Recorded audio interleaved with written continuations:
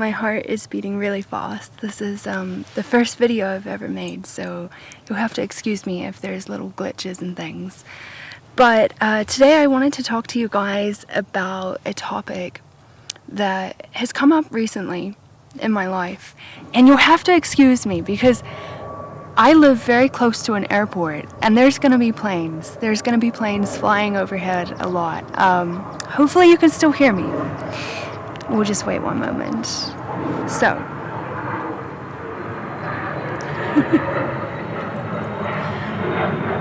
I just know my sister's gonna laugh at this video. The topic is self-awareness versus self-criticism.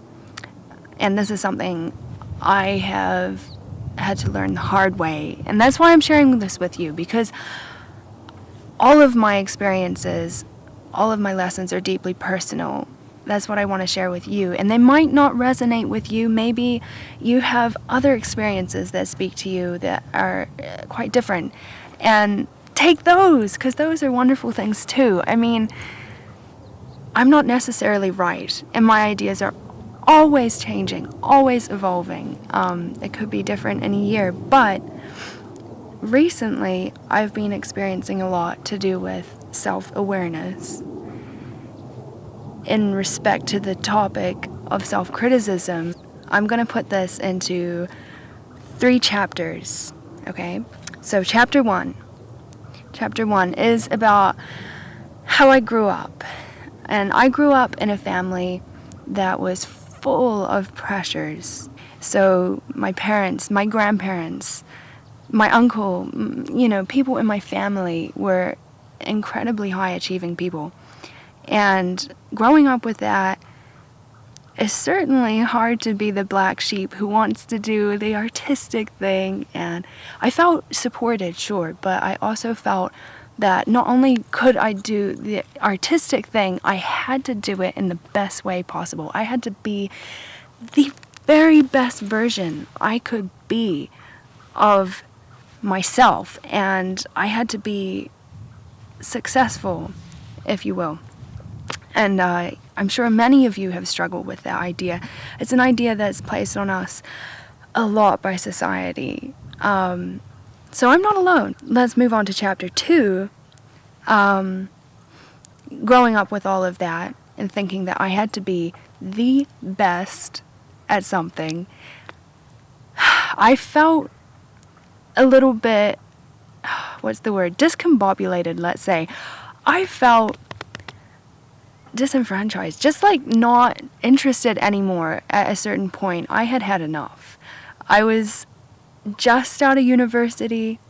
I had gotten my degree, loved it and everything, but realized that that wasn't for me. The life of constantly going up the ladder, up, trying to get to a better place all the time, trying to be better and better. And not just in my academic life, but also in my personal life, constantly feeling like I needed to better myself. Who am I, and why am I not the best person, best version of myself all the time? Why am I not always happy? That kind of thing. So I had what I would say, it was a constant self-criticizing voice in my head saying, are you good enough? Can you do better? Why are you not better? That kind of thing. And it's very subtle. It talks in very personal ways to me about things that I do. How do I look? How do I seem? Who am I really? And why am I here and what am I doing? That kind of thing, but turns it into a very poisonous, toxic overload of crap that I found quite difficult for a long time.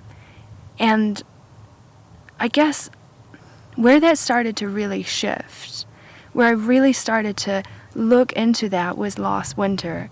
And some of you might know this last winter I embarked with my husband on a huge journey over the whole of Europe, including northern, eastern, southern, central, everywhere.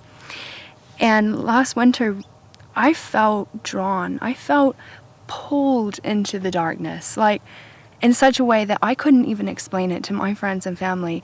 They said, "Why would you choose to go to Finland in the depths of winter into the dark?" And I was like, this is what I need, guys. This is what I need to do.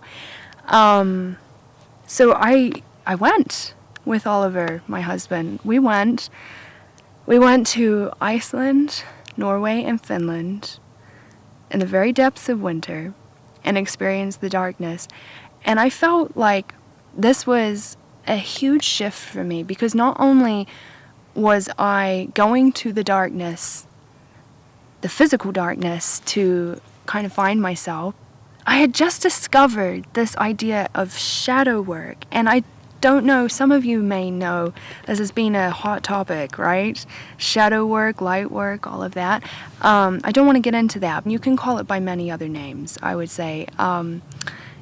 Shadow work is just a term I'm going to use right now. I really like the idea of the shadows, and it's about going within, seeing where you're at with things, and fully uncovering some of your shadows, meaning the skeletons in your closet, the scary things, the things that are scary to you and you don't want to deal with about yourself. So for me, going overseas into the dark, that was my opportunity to go inwards into the dark, into what some psychologists would call the dark seas of the unconscious mind, and kind of boating in there. That's how I felt. I was boating into the darkness and trying to feel my way through some of the shadows. And the biggest one that kept coming up all the time was about how I viewed myself and self-criticism and the things that I had grown up with, the voices in my head. I began to feel like everyone around me was a mirror onto me.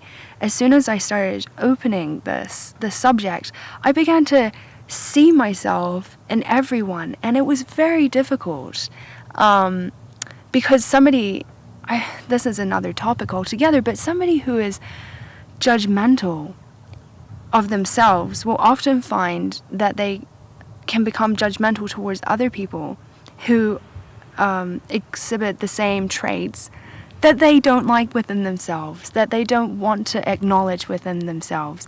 If you are striving for perfection in yourself and you want to throw out all those other bits of you that you dislike, often you'll see somebody else who has those same things going on, and you'll get kind of annoyed.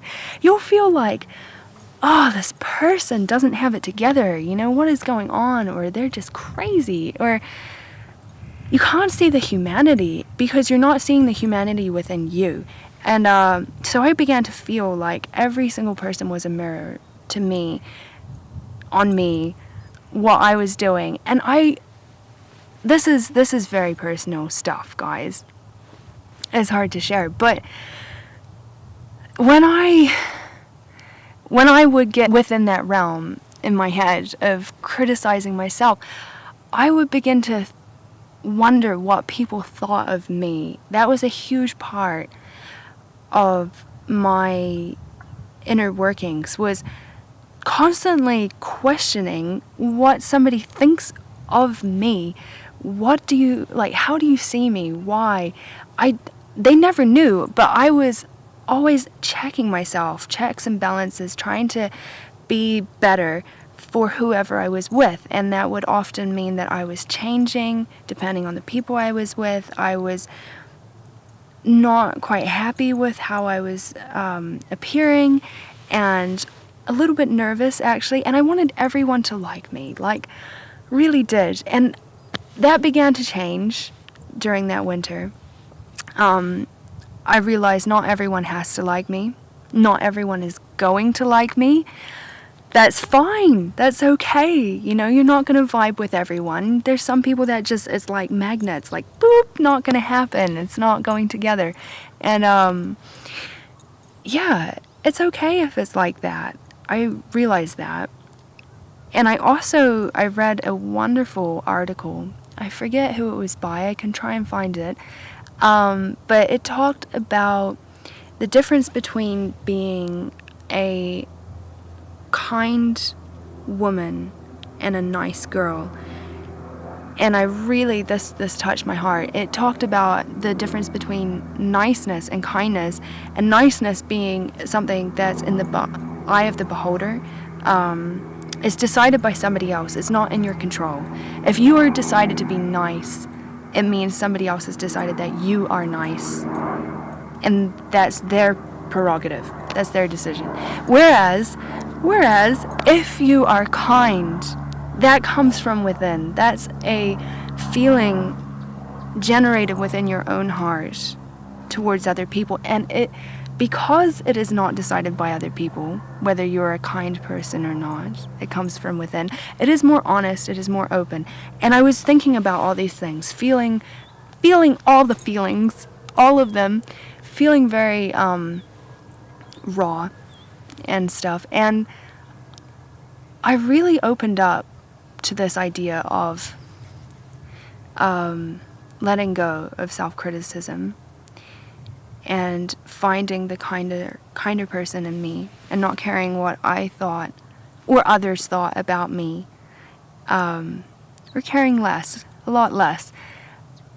Not constantly seeing myself and thinking, what am I doing, and questioning and reflecting in my mind on what I just said. It's also really important for me to say how difficult it was for me to get over this idea that the self-critical part of my mind was actually me, and that it was important to me because it had been a functioning mechanism in my mind for so long. And I felt that if I let go of that, then I would have no motivation to become better, to be the better person that I wanted to be. I felt that if I let go of the self-criticism, I wouldn't even be myself anymore. And as crazy as that sounds, it was definitely a part of me at that time. So letting go of that was difficult. It was probably one of the biggest obstacles to overcome. Just 1 second.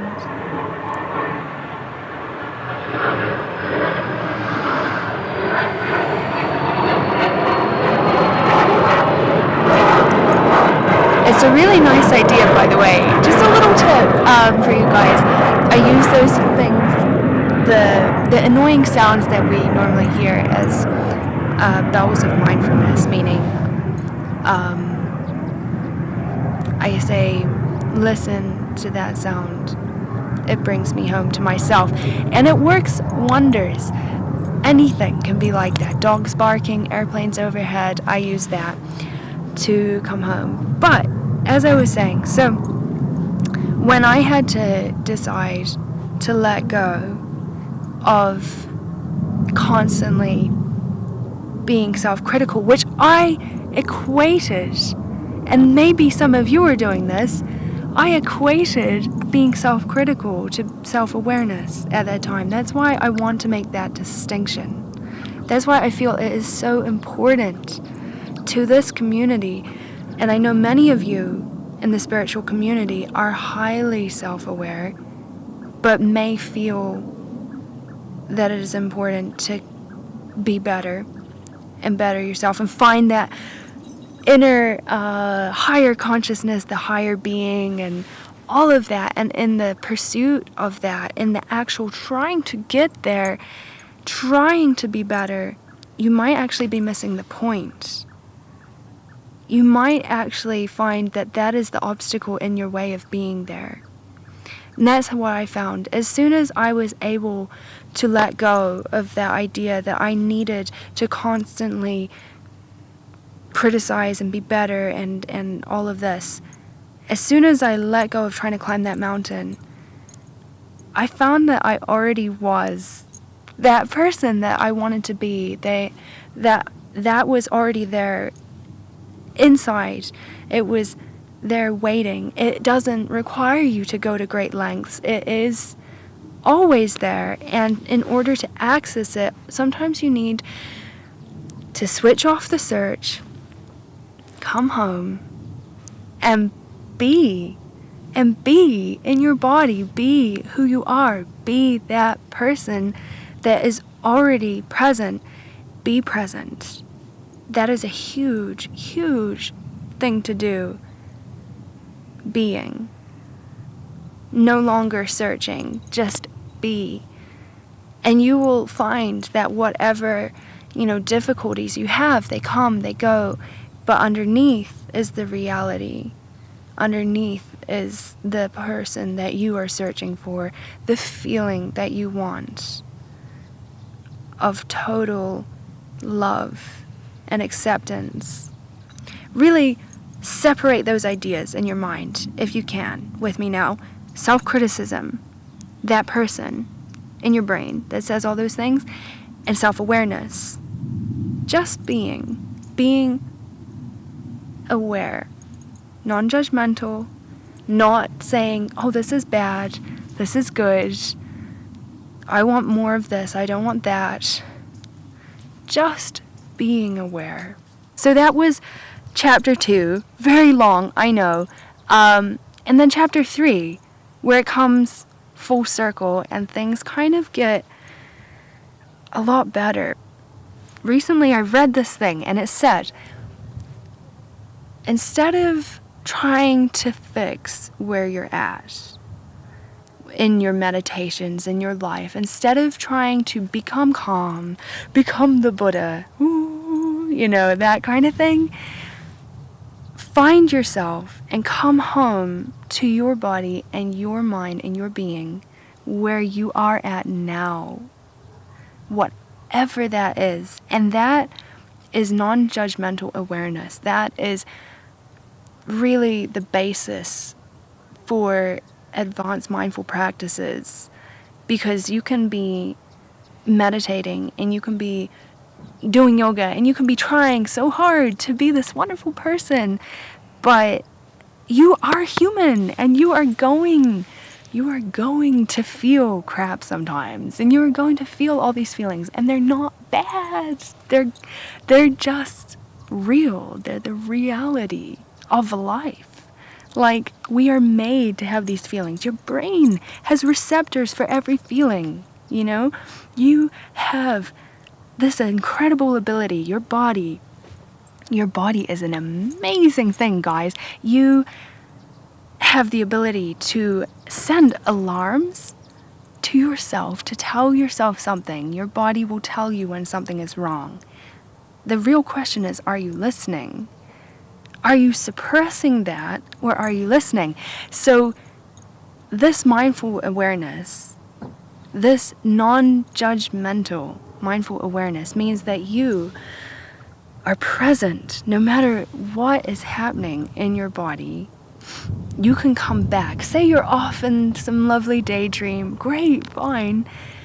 But when you come back home, welcome yourself back and really question, see, where am I at? Right now, where am I at? And feel it with all your being, but almost a little detached. That's the non-judgmental part. Kind of step back a bit and let it be and let it flow, because it's going to pass. Everything will pass. Everything always does. As who is it? Heraclitus? I cannot say the name. He said, nothing endures but change, and that is the truth. That is the truth. You see these clouds passing overhead. It's as if the clouds are our emotions and thoughts and feelings. They're real, they're there, but they pass on, whereas we are the space that holds them, the sky. We are the sky, and the clouds are going to pass, but we remain to hold those feelings and just let them pass, but notice them as they come through. So, in saying that, I wanted I wanted to do a little exercise with you guys to situate ourselves, find where we're at. So I'll go through it with you. It's kind of a little welcome home type thing, coming home to yourself. Now, I want you to feel your body. I want you to hear what's around you, listening, putting out senses. There are cicadas and crickets and grasshoppers all making sounds, and there's birds. And if I breathe in, I can smell all the juniper and the beautiful pinyon trees. There's a crow. These are all the things of my environment right now. I want you to begin to feel your body. Feel the contact points of your body with the seat or the ground, the floor. Where you're making contact with the earth, feel that point and come into your body, breathing in. Welcome yourself home. Notice your heartbeat. Notice your breath. Follow it as it goes. Don't change it. Don't fix it. Just breathing naturally. And begin to feel where you are at right now. Perhaps you're distracted a little. Maybe you're mad. Don't know why, but you could be.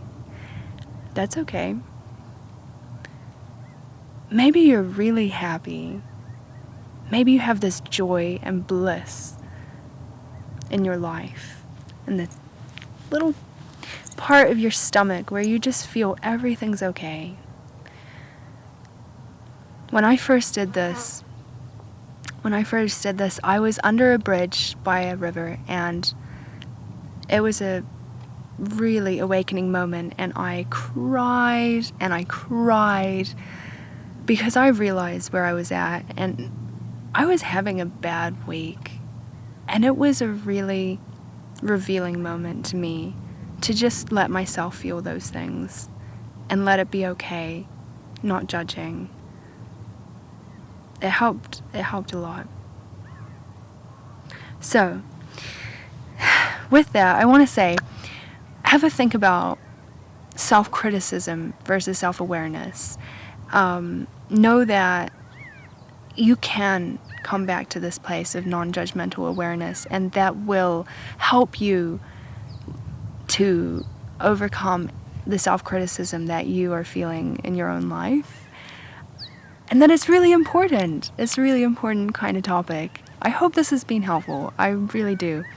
With that, I will say thank you so much. And much love to you all. Go in peace.